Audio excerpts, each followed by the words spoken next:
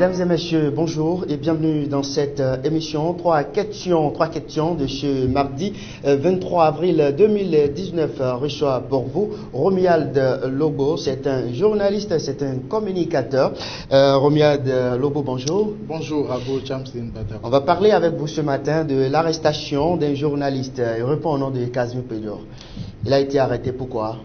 Eh bien, Kazmi Pedjo est le directeur de publication de la Nouvelle Économie qui a été arrêté à son domicile le jeudi dernier entre 7h et 8h pour, selon son avocat, selon son conseil, maître Renaud Agbojo, publication de fausses informations sur Internet. Publication de fausses informations sur Internet. Et où en sommes-nous aujourd'hui par rapport à ce dossier? Alors, évidemment, il a été donc interpellé par les éléments de l'OCRC. Je rappelle que l'OCRC, c'est l'Office central de répression de la cybercriminalité. Donc, il a été ramené à la base de l'OCRC, écouté, auditionné en présence de son avocat, maître Renaud Agbojo. Et après l'audition, il a été gardé à vue. Évidemment, il a été arrêté le jeudi, donc vendredi, une première garde à vue entre jeudi et vendredi, et paf, vous le savez mieux que moi, nous venons donc des festivités pascales, donc c'est un week-end long, et donc la garde à vue a été prorogée, voyez-vous, jusqu'au lundi de Pâques.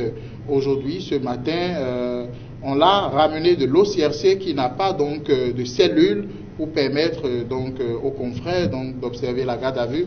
Il a été transféré au commissariat de Koulakodi après l'audition du jeudi. Le vendredi, il a été transféré là-bas pour l'observance de la garde à vue qui a pris fin hier. Ce matin, il retourne donc à l'OCRC. J'étais avec lui il y a un moment, entre 7h et 7h30 minutes, heure de visite. J'ai pu échanger quelques mots avec lui. Il retourne donc à la base de l'OCRC pour finaliser les formalités. Donc il sera présenté au procureur aujourd'hui. Donc juste après ces formalités finalisées, eh bien, il va prendre la route avec les éléments de l'OCRC pour Porto Novo, où l'attend le procureur spécial de la Criette pour l'écouter sur les faits qui lui sont reprochés. En connaissant le chef de l'État, Patrice Talon, candidat à l'époque en 2016, a eu à proposer quelque chose par rapport à la liberté de la presse au Bénin. Face à cette situation, est-ce qu'on peut dire que ces derniers ne sont pas en phase avec les objectifs du chef de l'État? Oui, mais on peut le dire ainsi, Chamsin Badarou, mais on ne devrait également pas perdre de vue que le chef de l'État est un homme. Il est fait de chair et de sang. Et il est impulsif comme tout être humain. Il peut se fâcher, il peut céder facilement à la colère comme tout le monde, surtout lorsqu'il ne se retrouve pas dans les écrits. Mais là, nous avons un arsenal juridique, nous journalistes, nous avons notre code de la déontologie et de l'éthique. Nous avons également notre code de l'information et de la communication. Alors, pourquoi est-ce qu'on présente Kazmi Pedjo aujourd'hui à la Criette et non au tribunal ordinaire? Simplement parce qu'on estime qu'on a délogé les délits de presse qui lui sont reprochés pour les incorporer aux infractions contenues dans le code du numérique qu'on lui applique en ce moment. Et donc, j'estime qu'il n'est pas question, pour ce que le chef de l'État a dit, il n'est pas bon de mettre en prison un journaliste. Il n'est pas bon, Chamsin Badarou. Parce que le mode d'interpellation même du journaliste pose problème. Et vous ne voyez pas que certains journalistes exagèrent parfois? Absolument. Écoutez, pour ce qui est, lorsqu'on aborde le fond et la forme du dossier, moi, je fais des reproches particuliers à mon confrère Kazmi Pedjo. On discute beaucoup par rapport à la professionnalisation de ces publications. Nous en parlons tout le temps. Mais je pense que tout le monde peut fauter. Voyez-vous, dans l'exercice de votre profession, vous pouvez en arriver à commettre des erreurs. Les médecins en commettent tous les jours. Par erreur médicale, les gens meurent tous les jours. Nous, journalistes, il peut arriver que nous publions de fausses informations. Mais nous avons un canevas. Nous avons un arsenal juridique qui rétablit le diffamé dans ses droits. Nous avons le droit de réponse, par exemple, qui est prévu par le code de déontologie. Et donc, vous avez le droit d'exercer votre droit de réponse si vous estimez que vous avez été diffamé, si vous estimez qu'il y a une certaine cabale ou conspiration contre votre personne ou d'informations erronées sur votre personne ou votre structure.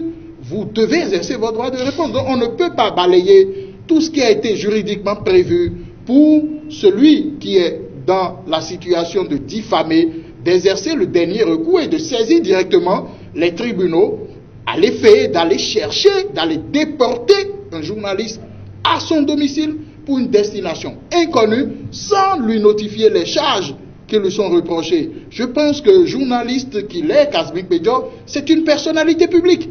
Et donc, il est enregistré régulièrement à la HAC et ne peut pas fuir et n'a pas les moyens de s'exiler comme d'autres politiciens dans le pays. Et donc, il y a plusieurs manières, en respectant le code de procédure pénale, d'aller d'abord adresser une première convocation à l'intéressé, quitte à ce qu'il ne réponde pas, qu'on lui adresse une deuxième convocation sans suite, avant d'aller le chercher à la troisième convocation. Je pense qu'il aurait été élégant de procéder ainsi. Mais aujourd'hui, une seule chose, je voudrais prier le plaignant.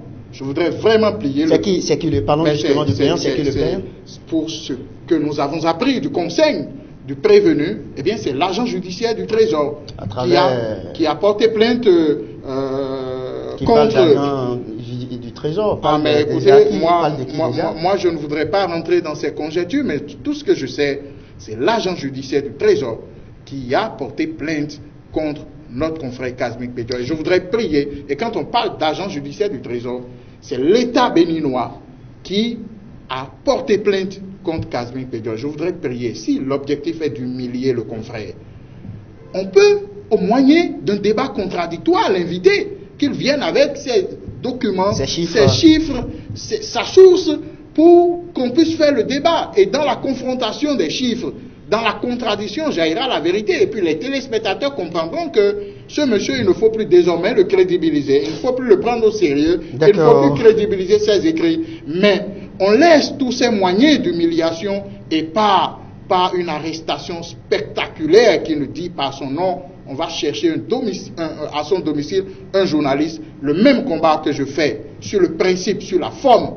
pour Kazmik Bedior aujourd'hui, je suis prêt à faire le même combat pour n'importe quel journaliste qu'on arrête dans ces conditions. Aujourd'hui, ça circule, ça bavade sur les réseaux sociaux, libérer Kazmik Bedior. C'est ça l'objectif aujourd'hui. Absolument, c'est ça. Écoutez, nous venons donc la semaine dernière. Vous savez que nous avons été déclassés par les Reporters sans frontières. Ça veut dire que de l'extérieur, les gens ont un regard sur la liberté de la presse au Bénin. Et il n'est pas bon, James Dean Badarou, chers internautes, que à la veille de la célébration de la journée internationale de la presse le 3 mai prochain, qu'on célèbre cette journée avec un journaliste béninois en prison. Ce n'est pas bon. Il faut libérer Kazmik Bedior et au besoin exercer les voies de recours pour vous rétablir dans vos droits si vous estimez que des informations erronées ont été publiées par ce dernier sur la page Facebook de son journal et sur sa page Facebook privée. Merci à vous, Romiad Lobo. Je rappelle que vous êtes un journaliste et un communicant. Et c'est bien ça. C'est le cas. Voilà, merci beaucoup à vous. Bonne journée à vous, mesdames et messieurs. Bonjour et une fois encore, merci à vous. Et on se donne rendez-vous demain, mercredi, pour un autre numéro de votre émission 3 à question. Libérer Kazmik. C'est l'objectif des professionnels des médias du Bénin. Au revoir.